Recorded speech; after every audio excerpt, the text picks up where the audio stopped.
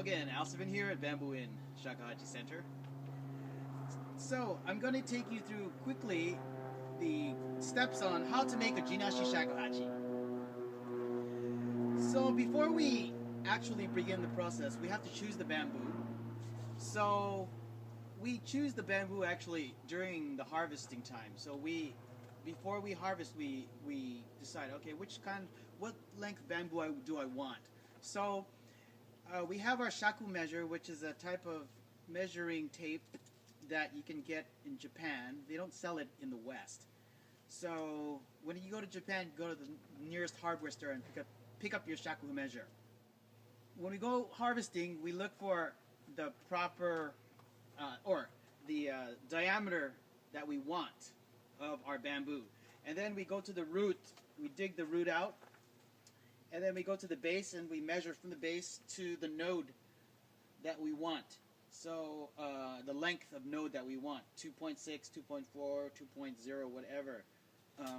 So you have, once you get that length, then you cut a little extra length longer so that just in case there is some kind of crack here, it doesn't go to the very body of the bamboo. So once you get your bamboo, then it's heated over heat source like wood or coals, and then to take the oils out, we want to dry the bamboo now. So after harvesting, we put it over the whole coals, we take out the oils, and then it's cleaned, the roots are cleaned a little bit, and then we put it under the low winter sun for 2 weeks to sometimes a month, and then it dries the bamboo. It turns from a green or light green to a yellow, a golden yellow. And then, so after that, then the bamboo is put in the shed or a closet, a dry place, cool dry place for a minimum month, a minimum of a year, and then you can wait as long as you want until the bamboo gets as the bamboo gets older, it gets cured more. So, but minimum 1 year in the shed, and then we begin the making process. So the first step that I do, and some makers have their own procedures, and this is what I do. So we get the bamboo, and if it's crooked, sometimes it's crooked because during the heating process after harvesting, the bamboo is green and it bends in the heat. So sometimes you get a bamboo that's a little crooked, so we put it in a type of vise, and there's various kinds of bending tools or vices that you can use. I don't have mine here, but basically it's a twist vise. So you put it in the vise, and you heat it up first. You heat the bamboo, the point where you want to bend it, and then you put it in the vise, and then it bends the bamboo to what straightness you want it. So once the bamboo is ready, then you find your center point. So you use your eyeball to look down the barrel or the stalk, and if the bamboo is curved, then you know it's curving up, you know that's the front of the bamboo. Then you make a mark with a pencil at the center point which you think looks the best, and then you make another center point mark right there at the node. So then you determine the center line of the bamboo with a pencil. You can eyeball it, which I do a lot.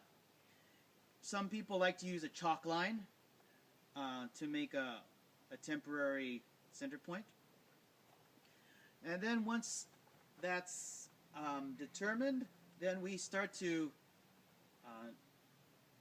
take the nodes out. So there's various tools you can use to start the denoting process. So I have a type of hand twist drill that I start out on the top end of the bamboo, where the utaguchi, the blowing edge, will be, and I take that out with my twist hand drill. The other end, the root end, I use an electric drill because this is very hard, very thick, and lots of meat. And the drill is a very efficient and easy way. You can use the hand drill, but you're going to get tired really quick, and you can maybe develop some muscles while doing it, but it's pretty difficult. When we do the utaguchi, we figure out the horizontal axis from the center line that we made, and we have to draw a line that is right below the inner diameter of the flute end, blowing end. And we make that mark, and then we make our vertical axis. First our horizontal, and then our vertical axis. Once we determine that line, we take our saw, and then we just cut straight down that line that we just made, like that. And that will create the beginnings of your utaguchi, which looks like this. So when we cut it, then the utaguchi comes out. And from there we take a file and we start to refine the utaguchi, determining how deep we want, like using, for example, this file or something. Then we start to take down the meat of the blowing end, and we start refining it. And then we can blow the first fundamental of the note, which is with no holes closed. With all holes, with no holes yet of the flute. Boom, and then we start blowing. And then after we do the initial utaguchi, then we start to determine, then we can determine the hole placement. You want to leave, for a Jinashi Shakuhachi, you want to leave some nodes in there, because the node, part of the way the sound travels through the shakuhachi, the Jinashi Shakuhachi, the nodes are part of that. So you don't want to take out too much nodes, and sometimes it affects the tuning as well. So you take out the nodes first, and then I have a rasp that I can take out a little bit more and control more of the node extraction.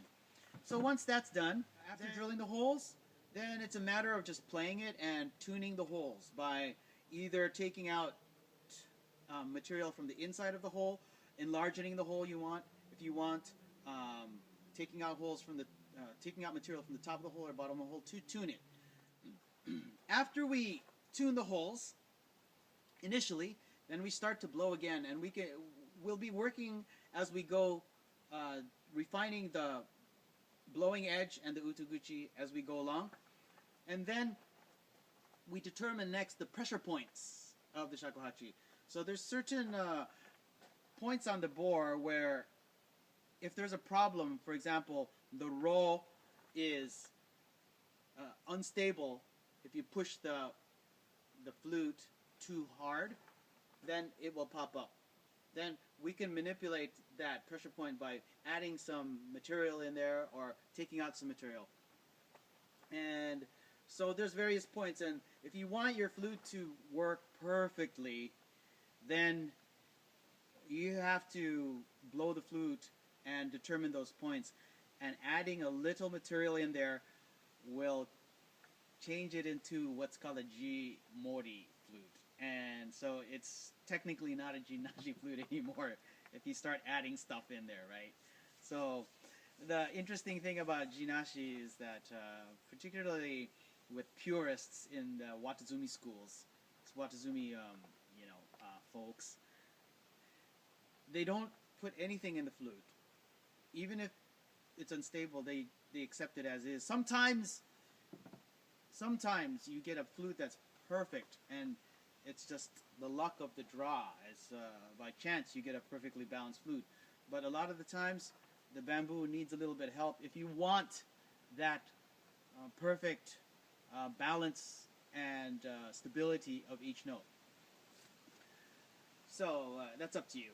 So, um, so after that, it's just a matter of playing it and refining it. Next, we polish the bamboo up with various polishing grades of wool, steel wool, sandpaper on the root end, and then at the very end, we lacquer the boar with a material, whether it be tung oil or urushi, which is Japanese lacquer.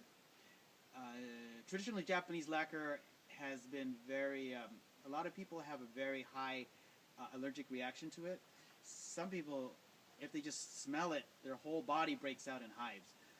And but there's this new urushi that is really great that I just got. I'm going to be using it soon. It's a very low allergic urushi, and it's going to be perfect for people who have a problem with urushi. So seshime urushi is the type of for jinashi that I use for coating the bore of the shakuhachi at the end, at the very end. And there you have it. That's the basic steps of how to create a Jinashi Shakuhachi. And yes, thank you very much.